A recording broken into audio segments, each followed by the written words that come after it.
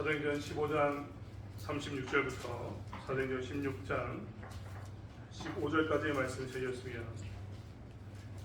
한 절씩 교독하겠습니다. 며칠 후에 바울이 바나바더러 말하되 우리가 주의 말씀을 전한 각 성으로 다시 가서 형제들이 어떠한가 방문하자 하고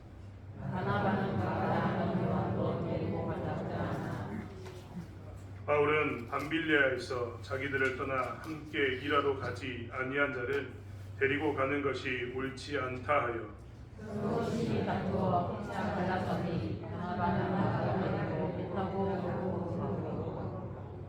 바울은 신라를 택한 후에 형제들에게 주의 은혜에 부탁함을 받고 떠나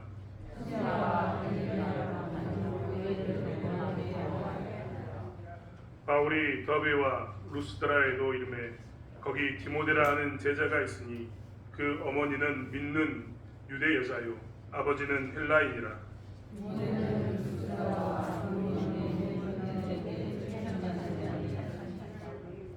바울이 그를 데리고 떠나고자 할새 그 지역에 있는 유대인으로 말미암아 그를 데려다가 할례를 행하니 이는 그 사람들이 그의 아버지는 헬라인인 줄 다 알미더라. 여러 성으로 가져갈 때 예루살렘에 있는 사도와 장로들이 작정한 우리를 그들에게 주어 지키게 하니 이에 여러 교회가 믿음이 더 굳건해지고 수가 날마다 늘어가니라. 성령이 야자에서 말씀을 전하지 못하게 하시거든 그들이 믿음이여 무시아 앞에 이르러 비두니아로 가고자 예스되 예수의 영이 허락하지 아니하시는지라. 밤에 환상이 바울에게 보이니 마게도냐 사람 하나가 서서 그에게 청하여 이르되 마게도냐로 건너와서 우리를 도우라 하거늘 바울이 또 환상을 보았을 때 우리가 또 마게도냐로 떠나기 전이니 이는 하나님이 저 사람들에게 복음을 전하라고 우리를 부르신 줄로 인정하니라. 우리가 드로아에서 배로 떠나 사모드라게로 직행하여 이튿날 네아폴리로 가고 거기서 빌립보에 이르니 이는 마게도냐 지방의 성촌이 또 오르날 심리다. 이 성에서 신비를 유하다가 한식일에 우리가 기도할 곳이 있을까 하여 문 밖 강가에 나가 거기 앉아서 모인 여자들에게 말하는데 실제 이른 자세 공간 장사로서 하나님을 사실을 유지하라. 주께서 문방을 열어 바울의 말을 빨리 하셨다. 함께 읽겠습니다. 그와 그 집이 다 세례를 받고 우리에게 청하여 이르되 만일 나를 주 믿는 자로 알거든 내 집에 들어와 유하라 하고 간곤하여 머물게 합니다. 아멘. 사도행전 15장 36절부터의 말씀은 이제 2차 전도여행을 떠나는 장면입니다. 또 다른 전도여행의 시작을 보이는 장면 중에 하나가 사도행전 15장 36절부터의 이야기입니다. 1차 전도여행은 성령께서 그들에게 주시는 말씀 가운데 그들이 성령의 음성 가운데서 두 사람을 뽑아서 바울과 바나바를 보냈던 것을 기억하고 있습니다. 그들은 굉장히 긴 시간 동안 1차 전도여행을 했는데 거기에서 죽을 뻔하는 그런 일도 그들은 경험했습니다.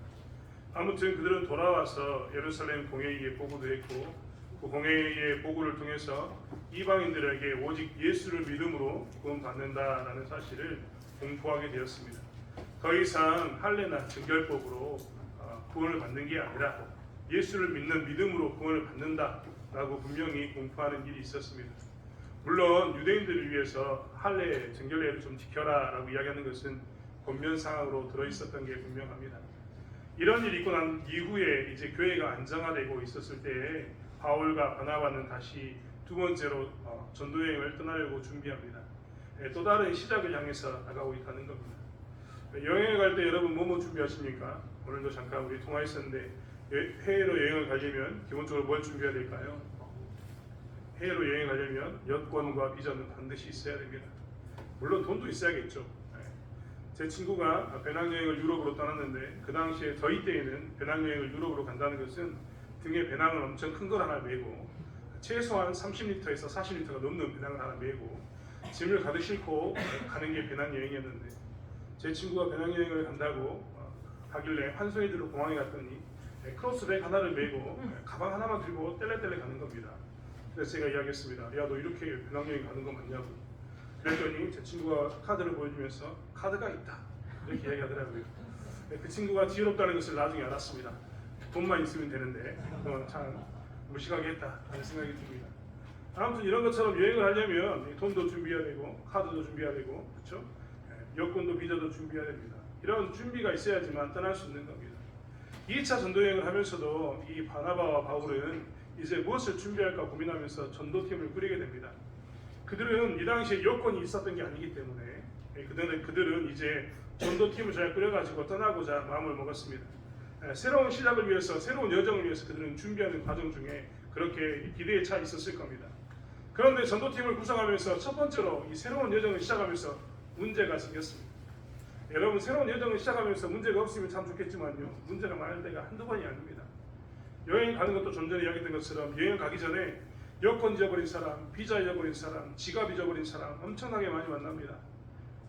여행 가서도 또 여권 잊어버린 사람, 비자 잊어버린 수밖에 엄청나게 많은 사람들을 만나게 되는 거죠. 그런 것처럼 새로운 여정을 시작할 때는 반드시 이렇게 문제가 속출할 수밖에 없는데, 교회에서 하는 이런 전도팀의 문제에 대해서도 문제가 생길까라고 이야기했는데 문제가 생겼습니다. 첫 번째 문제가 뭐였냐면 그것은 마가에 대한 문제였습니다. 오늘 성경에 보면 37절에 바나바는 마가라는 요한도 데리고 가고자 하나 바울은 밤빌리아에서 자기들을 떠나 함께 일하러 가지 아니하는 자를 데리고 가는 것이 옳지 않다 하여. 여기까지 좋습니다. 의견이 서로 다를 수 있는 거죠. 그런데 그 다음 문장에 보면 뭐라고 나왔습니까? 서로 심히 다투어 피차 갈라서니. 여러분 생각해 보십시오. 저희 이제 예를 들면 저희 교회 같은 경우 예를 드는 겁니다. 저희 교회 당회는 아주 행복합니다. 저는 우리 두 분 장로님이 저와 함께 당회를 구성해 준 거에 대해서 너무나 감사하고 있습니다. 제가 왜 이런 말씀을 하시는지 알죠? 우리 당회는 문제가 없습니다. 예를 드는 겁니다. 장로님들과 함께 제가 당회를 했는데 둘이 마음이 상했습니다. 근데 서로 의견이 달라요. 의견이 다르면 서로 조율하면 되지 않습니까? 당회니까. 투표도 하고 서로 조율하면 되는데 싸웠습니다. 싸워가지고 장로님들끼리 싸우고 저 당 장로님 싸워가지고 아주 대판 싸워가지고 둘이 갈라졌다고 생각해 보십시오. 넌 그게 가라, 난 이게 갈게 하고 둘이 갈라졌다고 생각해 보세요. 이게 무슨 꼴입니까? 여러분, 교회를 세우면서 당회를 했는데 넌 그게 가라, 난 이게 갈게 하고 둘이 돌아서면 이게 뭔 꼴이냐고요. 그것도 교회에서 교회의 대표라고 이야기했던 장로, 목사 장로, 시무 장로가 서로 싸우고 있는 이 모습이 좋게 보이겠습니까? 좋을 리가 없죠. 아마 대부분 교회에서 무슨 일을 하려고 하는데 당회가 이렇게 싸우면 대부분 얘기가 손가락질하면서 이야기할 겁니다. 아이고, 오래도 글렀구만, 글렀어. 장로님들 저기 싸우는 거 보니까, 목사하고 싸우는 거 보니까 끝났구만. 대부분 이렇게 이야기할 겁니다. 그렇죠? 근데 오늘 생각해 보세요. 전도팀이 무려 바나바와 바울이 그동안 사이가 나빴느냐? 아니거든요. 너무 둘이 행복하게 전도하고 왔거든요. 전도 열심히 하고 1차 전도여행 가가지고 그들이 죽을 뻔하다가 살아나가지고 와가지고 복귀해가지고 뭘 했습니까? 예루살렘에 가가지고 우리 전도 이렇게 했다라고 보고하면서 사람들이 여러 가지 공격을 할 때 둘이 또 똘똘 뭉쳐가지고 뭘 이야기했습니까? 예수 믿는 게 구원을 받는 거지, 할례를 받거나 정결례를 지키는 게 구원 받는 거냐? 이렇게 강조하면서 예루살렘에 있는 그 사도들에게 점검도 받았습니다. 그들의 관계는 아주 친밀했을 겁니다. 왜냐하면 어려움을 계속 경험했기 때문에 그러는 거예요. 여러분, 친구들이라고 이야기하는 친구는요, 좋은 일만 계속하면 친구가 될 수 없어요. 적당히 싸워야 됩니다. 친구는 적당히 싸워야 돼요.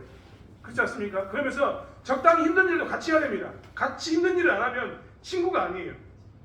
힘든 일을 할 때, 적당히 힘든 일을 할 때 도망가는 애들이 나타나거든요. 이게 친구가 아닌 거죠. 그런데 그런 어려움을 경험하면 경험할수록 뭐가 생깁니까? 친구가 되는 겁니다. 군인들도요, 훈련을 하면 할수록 뭐가 생긴다고요? 전우애가 생깁니다. 전우애. 전국에 흩어졌던 애들이 군대에서 훈련하다 보면 뭐가 생긴다고요? 우리는 하나, 이런 이야기 한단 말이에요. 그런 것처럼 그들이 이런 고통 가운데서, 어려운 가운데서 똘똘똘 뭉쳤는데 두 번째 전도여행을 딱 떠나는데 둘이 뭐 했다고요?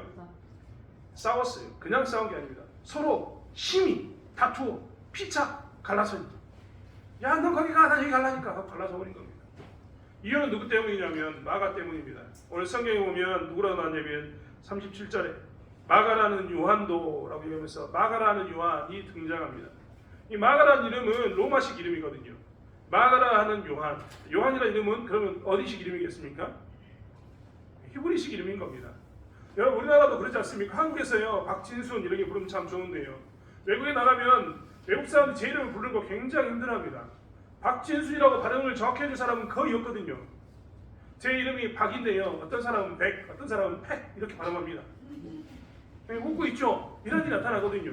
그래서 어떻게 하냐면 외국 나가면 사람들이 대부분 다 외국식 이름을 하나 짓습니다. 한국 사람, 특별히 교회 다니는 사람들이 제일 좋아하는 외국식 이름 중에 하나가 뭔지 아십니까? 카일 아니 데이비드. 데이비드가 뭔 말인지 아세요? 다윗입니다. 또 토마스는 누군데요? 토마스 기차라고요? 토마스 기차. 이때 토마스 기차가 처음 나올 때라서 도마 이렇게 얘기하면 우리 이렇게 이름 부르면 모릅니다. 누가 알겠어요? 근데 이런 식의 이름을 불러야지만 외국인들 뭐라고 이야기한다고요? 우리 좋아한 겁니다. 요한이라고 외국 사람들이 불러준다고 오늘 성경에는 우리가 요한이라고 얘기했더니 외국 사람 요한을 뭐라고 부르는지 아십니까?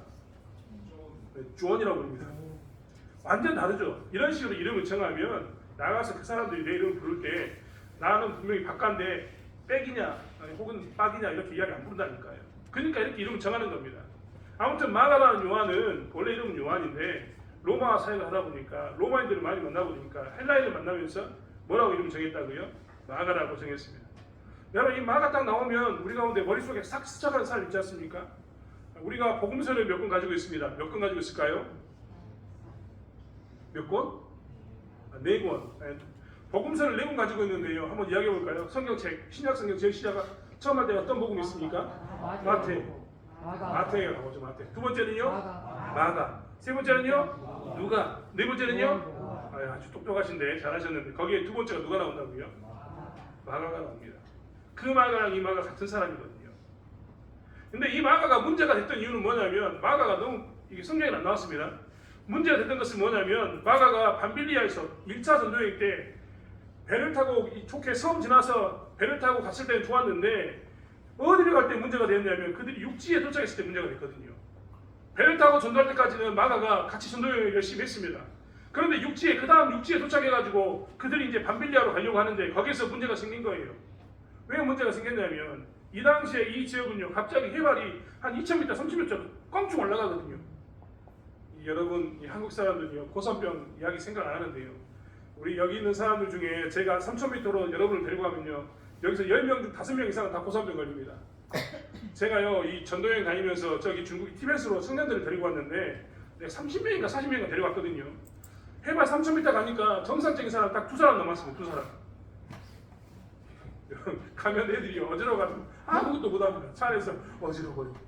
심지어는 막 다리 이렇게 다 오므러들어가지고 병원 가는 애들도 있습니다.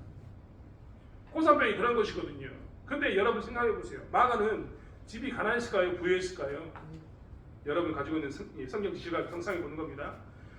사도행전에 보면 마가의 다락방이 나옵니다. 마가의 다락방. 자기 집에 한 200명 들어갈 수 있는 다락방 가지고 있는 분 2층 집인데 자기 집에 한 200명 들어간다 하는 사람 있나요? 보통 이 정도는 돼야 200명 들어가겠죠. 150명 들어갈 겁니다. 그러면 지붕 이 정도면 1층은 얼마나 큰 거예요? 마가는 성경에 안 나왔습니다. 이거는 부유했을 겁니다. 그런데 그가 갑자기 전도여행 떠나면서 배 타고 갈 때는 좋았는데 갑자기 해발 2300m 고산지로 올라가가지고 쭉 걸어가면 어떻게 될까요? 얘가 힘들죠. 그래서 그 친구가 어떻게 했냐면 중간에 돌아와 버립니다. 중간에 돌아와 버린 이 사건이 있었는데 여러분 한번 생각해보세요. 선교팀이 가다가요 선교팀이 중간에 한 명 빠져나오면요 이것처럼 몇 빠진 일이었거든요. 그래서 바울은 두 번째 전도여행 갈 때 이것을 걱정했던 겁니다. 아니 우리 이번에는 갈 때는 어디로 가냐면 배 타고 가는 게 아니라 이번에는 옛날에 있었던 곳을 가니까 어디로 갈 거냐면 육로로만 갈 거거든요. 육로로 가면은 배 타고 갔을 때 넘어졌던 이 마가가 육로로 가면 견딜까요? 못 견딜까요? 이 바울 입장에서는 명확한 거죠. 너무나 명확해요. 못 견딜 텐데 데려가면 또 중간에 도망가고 중간에 나가면은 또 선교팀이 무너질 건데 이걸 왜 데려가냐 이런 마음이 생긴 겁니다. 그런데 바나바는 어떻게 한다고요? 데려가고 싶은 겁니다. 사실 바나바와 이 마가는요 친척이거든요. 바나바와 마가가 친척인 것은 제가 지어낸 게 아니라 골로새서 4장 10절에 보면 바나바와 마가는 생질간, 조카지간이라는 걸 알 수 있어요. 그러니까 아무튼 이 바나바는 또다시 기회를 주고 싶은 겁니다. 지난번에는 무너졌지만 이번에는 다시 한번 세워가지고 이 친구가 잘하는 걸 보고 싶은 거예요. 그런데 두 사람 의견이 싸우니까 의견이 서로 다르니까 어떻게 했다고요? 대판 싸워서 서로 갈라진 겁니다.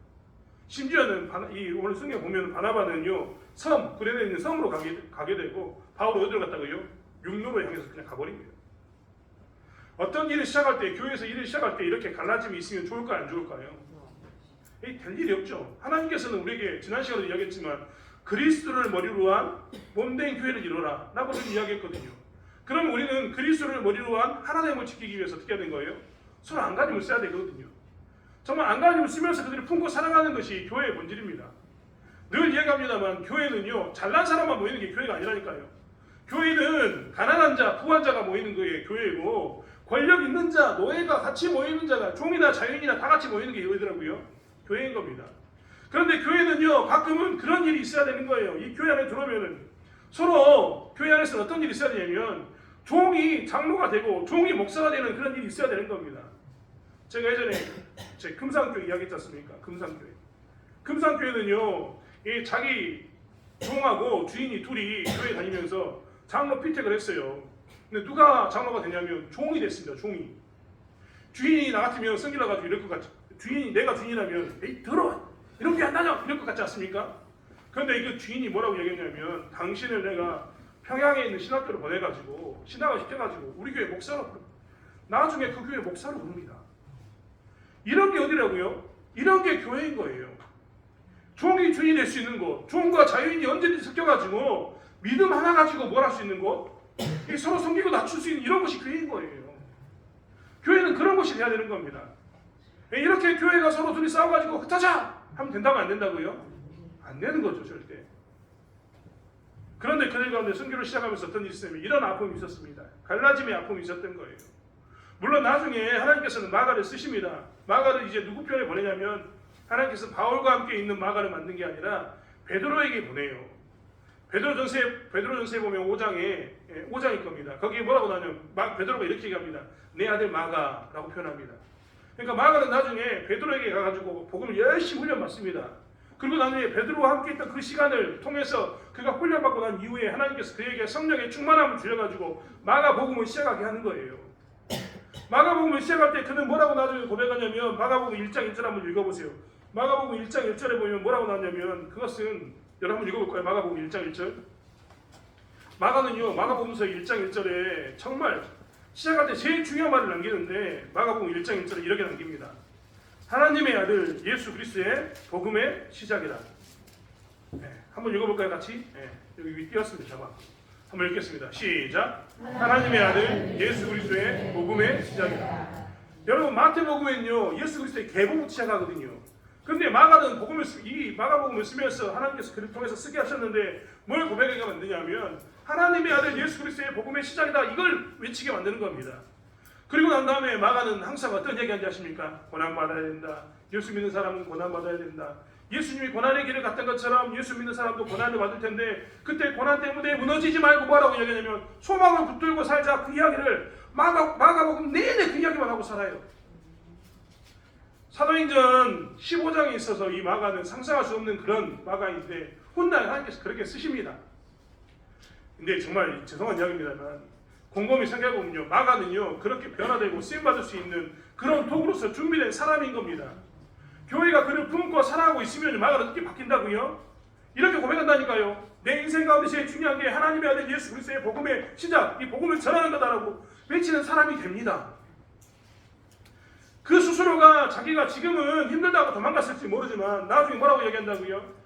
예수 믿는 사람은 예수님이 고난당한 것처럼 고난당해야 돼. 예수 믿는 사람은 십자가의 길을 저렇게 가는 게 예수 믿는 사람의 모습이야. 예수 믿는 사람은 높아져가지고 존경받는 게 아니라 낮은 자리에 들어가가지고 고난받고 섬기고 낮은 자리에서 계속해서 사랑하고 베푸는 게 예수 믿는 사람이야 라고 이야기합니다. 교회는요 늘 생각해야 합니다. 교회는 새로운 것을 시작할 때마다 갈라섬이 있어서는 절대 안 됩니다. 교회는 사람을 버릴 수 있는 게 절대 아닙니다. 하나님은 우리에게 쓸모없다고 버리라고 한 적이 한 번도 없습니다. 그렇기 때문에 교회는 항상 뭘 가지고 살아야 되냐면 어떤 일이 시작할 때마다 어떻게 하면 하나 될 것인가를 고민하면서 그 사람을 품고 사는 겁니다.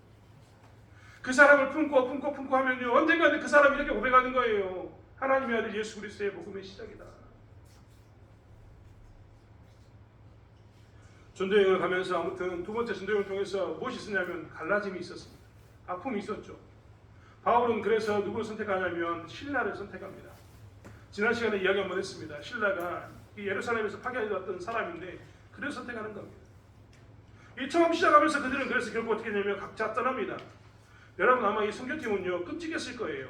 왜 끔찍하냐면 시작부터 어떻게 했어요? 싸워가지고 갈라져가지고 갔잖아요. 근데 재밌는 건 뭐냐면 16장에 보면요. 16장에 봐도 그들이 가는 길 가운데서 제대로 풀렸다라는 생각이 전혀 안 듭니다. 두 번째 선교여행을 시작하면서 또 다른 시작을 해가지고 선교를 가자라고 이야기했는데 그들의 인생이 안 풀려요. 전도팀이 안 풀리는 겁니다. 한번 보시겠습니까? 오늘 그 말씀에 있는 것처럼 6절에 있는 말씀 보면요. 6절에 이렇게 이야기합니다. 성령이 아시아에서 말씀을 전하지 못하게 하시거늘 그들이 부르기아와 갈라디아 땅으로 다녀가 무시아 앞에 이르러 비두니아로 가고자 이르시되 예수의 영이 허락하지 아니하신지라. 예수님이 영이 허락하지 않는 거예요. 지금 어떤 상황이냐면 그들이 원래는 안디옥이라는 남쪽 지방에 있었거든요.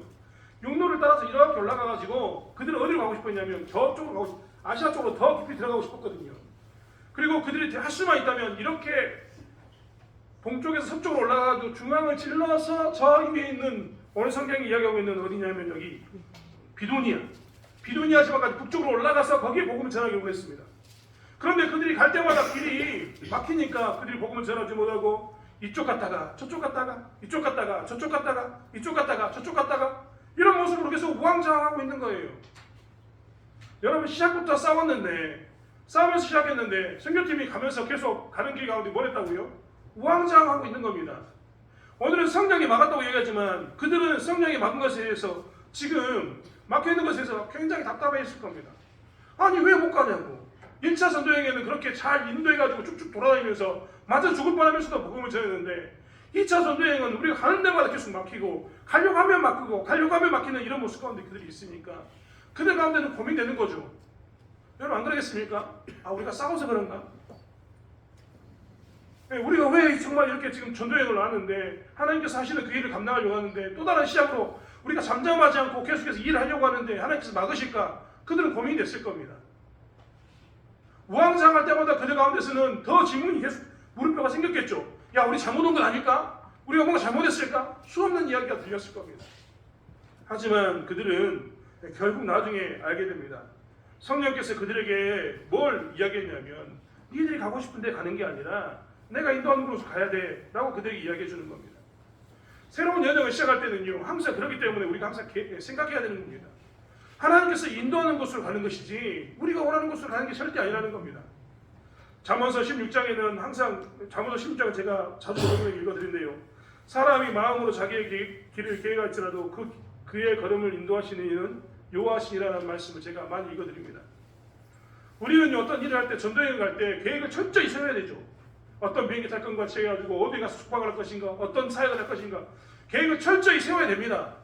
이 전도팀도 계획을 철저히 세워야 되는 겁니다. 그래서 자기들이 원하는 길로 이 길로 가자라고 얘기하는 우리가 저 북쪽까지 올라가서 갈라디아를 넘어가서 흑해 있는 데까지 가서 복음을 전하자라고 하는 그들의 마음이 있었을 겁니다. 그런데 하나님께서는 그들을 막으십니다. 내가 계획을 아무리 잘 세우고 내가 원하는 곳에 가고 싶었던 마음이 있을지라도 그 길이 막히고 하나님께서 원하는 마게도니아로 가라고 이야기하면 우리는 어디로 가야 됩니까? 마게도니아로 가야 되는 겁니다. 신기하지 않습니까? 하나님께서 막아가지고 어디로 갔다고요? 드로아로 가게 했습니다. 그리고 드로아에서 마게도니아로 가게 하는 환상을 보여주고 그 길로 가게 합니다. 하나님이 원하는 길로 가게 하는 겁니다. 사실 우리는 그렇기 때문에 새로운 여정을 시작하면서 뭔가 계획하면서 어떤 일을 시작할 때마다 늘 생각해야 합니다. 우리는 뭘 생각해야 된다고요? 하나님께서 원하는 곳으로 가야겠구나. 물론 계획을 철저히 세워야 됩니다. 여러분 여기 중고등부 친구들 있는데요. 중고등부 친구들은 1년간 계획을 짜야 되겠죠. 아직도 내년 2020년도 플랜을 안 짜고 있는 사람이 있다면 어리석은 사람들이에요. 제일 먼저 우리 친구들은 뭐 해야 된 거예요? 중간고사 체크하고 기말고사 체크하고 내가 뭔가 부족했는가 공부할 것을 체크하는 이게 기본적으로 필요한 거죠. 하루에 내가 어떻게 시간을 보내겠다고 이게 필요한 거예요. 이런 게 반드시 필요한 겁니다. 그런데 이 중고등부 친구만 그럽니까? 저희도 그런 게 필요하지 않습니까? 제가 이번에요, 제 아내가 다이어리를 찾는 걸 봤는데 제 아내가 다이어리를 찾는데 5년짜리 다이어리를 찾더라고요. 5년짜리. 저보다 치밀한 사람이에요. 저는 5년짜리 찾습니다. 근데 5년짜리 다이어리만 있는 게 아니라 10년짜리 다이어리도 있더라고요. 그 말은 뭐냐면 내 인생에 대한 계획을 짤 때 앞으로 10년을 보고 어떤 사람은 계획을 짜는 거예요. 어떤 사람은 5년을 놓고 계획을 짜는 겁니다. 내 수준에서는 다이어리 하면 1년짜리였는데 어떤 사람은 5년짜리, 10년짜리 놓고 짜는 겁니다. 일을 해야 된다고 안 해야 된다고요? 해야죠. 하지만 내 인생에서 1년짜리, 5년짜리, 10년짜리 다이어리를 짜고 계획을 짰을지라도 하나님께서 내 인생을 이끌어가면 그쪽으로 가야 된다고 안 가야 된다고요? 가야 된다고. 계획을 치밀하게 짰는데 하나님께서 나를 저기로 보내시면 나는 거기에 순종해서 거기로 가면 거기서 일을 감당하면 되는 겁니다. 제가 여러 번 이 예를 많이 들었습니다. 우리 인생은 그림과 같다니까요. 우리는 커다란 그림에 스케치를 합니다. 밑그림을 스케치를 하는 거죠. 여러분, 이 화가들이, 유명한 작가들이 스케치 안 할까라고 생각하지 마십시오. 스케치를 합니다. 더 위대하면 위대할수록 스케치를 합니다. 여러분, 레오나르도 다빈치가 했던 그런 스케치를 보십시오. 위대합니다. 그런데 그 위에 물감을 칠하는 것은 누구라고요? 하나님이시다니까요. 물감을 덧입혀가지고 최종적인 작품을 만든 것은 누구라고요? 하나님이십니다. 우리의 인생의 사역에도 그렇고 우리의 교회의 사역에도 그렇고 하나님께서 우리 이끄시는 이 교회의 사역 가운데도 반드시 그러한 일이 있습니다. 우리는 1년간 계획을 치밀하게 짜야 됩니다. 하지만 1년간의 계획을 누구에게 맡겨야 됩니까? 하나님께 맡겨야 되죠. 왜 안 되는가? 우왕좌왕하는 것처럼 보일 때 우리가 왜 우왕좌왕해? 야, 너 니네들 뭐 하고 있는 거야? 이런 게 아니라 뭘 해야 된다고요? 하나님, 우리가 어느 길을 가야 합니까? 하나님, 어떤 길이 하나님께서 인도하는 길입니까? 도대체 이 막는 것을 통해서 우리는 아시아로 들어갈 때마다 막고 저리로 갈 때마다 막고 우리가 위로 가고 싶을 때도 막았던 하나님 뜻이 뭡니까? 라고 이야기하면서 뭘 기다려야 되는 거예요? 하나님 음성 듣는 것을 기다려야 되는 거예요. 이게 신자의 모습인 겁니다. 세상은요 이렇게 안 할지 모르지만 예수 믿는 사람은, 하나님 믿는 사람은 무엇에 귀 기울여야 합니까?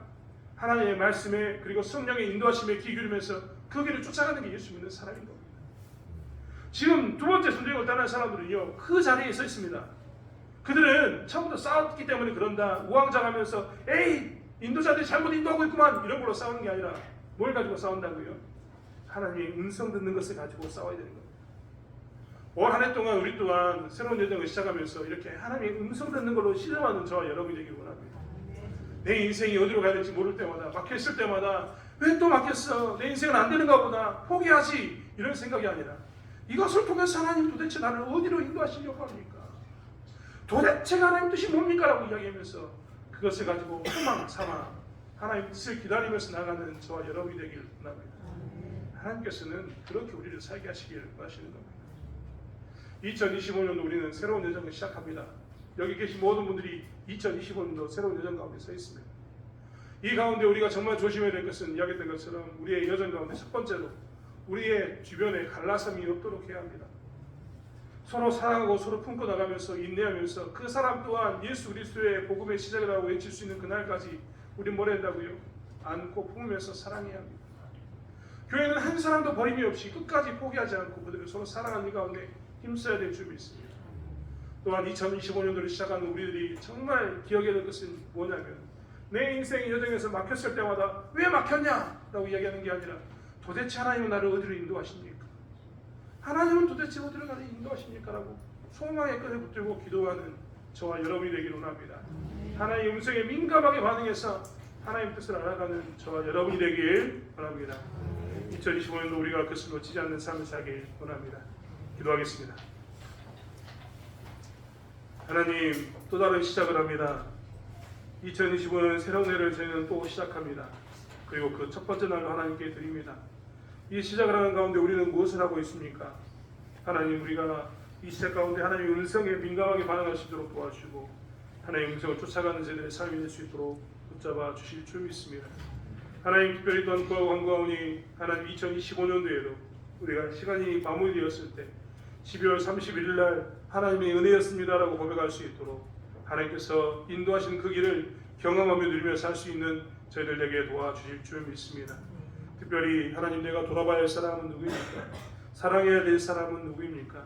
그 사람을 사랑하게 도와주시고 그가 예수 그리스도의 복음의 시작이다라고 고백할 때까지 끝까지 살아가며 나가는 저희들 될 수 있도록 붙잡아 주실 줄 믿습니다. 또한 아버지 하나님, 우리 또한 성령에 민감하게 반응해서 기도함으로 하나님의 음성을 쫓아가는 삶이 될 수 있도록 우리를 이끌어 주실 줄 믿습니다. 감사드리며 예수님의 이름으로 기도드렸습니다. 아멘.